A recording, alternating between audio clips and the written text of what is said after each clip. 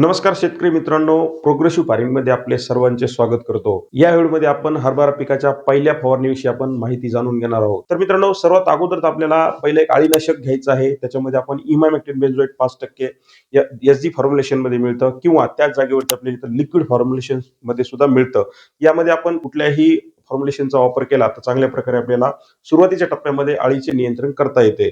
याच्यामध्ये liquid formulation मध्ये जे आहे 1.9% ईसी फॉर्म्युलेशन मध्ये मिळते.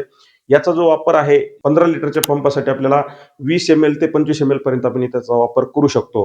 त्यासोबतच जे एसजी फॉर्म्युलेशन मध्ये मिळते त्याचा वापर आपल्याला इथे 10 ग्राम पर्यंत आपल्या इथं करायचा आहे. त्यासोबतच मित्रांनो दुसरं जे आहे ते इथं बुरशीनाशकाचा वापर करायचा आहे. आता जे नवीन बुरशीनाशक जे मार्केटमध्ये आलेले आहे ते किशिल्ड नावाची जी बुरशीनाशक आहे त्याच्यामध्ये आपल्याला मॅनकोजेब 64%, त्यासोबतच अधिक याच्यामध्ये थायब्रोड मिथाइल 12% असे याचे कॉम्बिनेशन आहे. मित्रांनो हे स्पर्शजन्य पद्धतीने सुद्धा काम करते आणि आंतरप्रवाही पद्धतीने सुद्धा काम करते पिकावरती. त्यामुळे मित्रांनो आपल्याला चांगली सुरक्षा किंवा चांगले नियंत्रण आपल्याला इथं हरभरा पिकामध्ये मर रोगासाठी मिळते. आणि याचं जे प्रमाण आहे मित्रांनो, तुम्ही जर इथं किशिल्ड हे बुरशीनाशक घेतले तर 15 लिटरच्या पंपासाठी तुम्हाला इथं 30 ग्रामचा वापर करायचा आहे.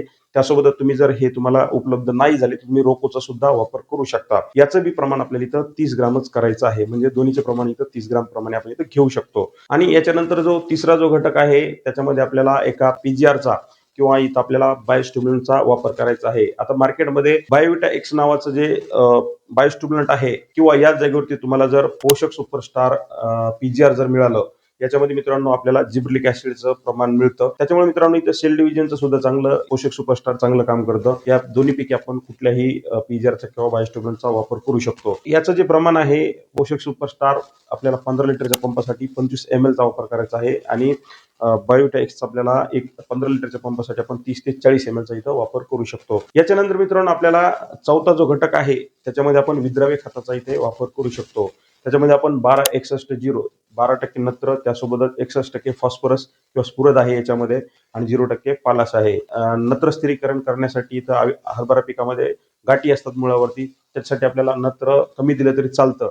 आणि इथं आवश्यकता जी असते सुरुवातीच्या काळामध्ये फुटवे काढण्यासाठी किंवा फुलधारणा इथून पुढे करण्यासाठी आपल्याला ही स्फुरदची आवश्यकता असते. त्यासाठी आपल्याला हे विद्राव्य खत इथे एकदम चांगल्या प्रकारे इथं रिझल्ट देतं किंवा काम करतं.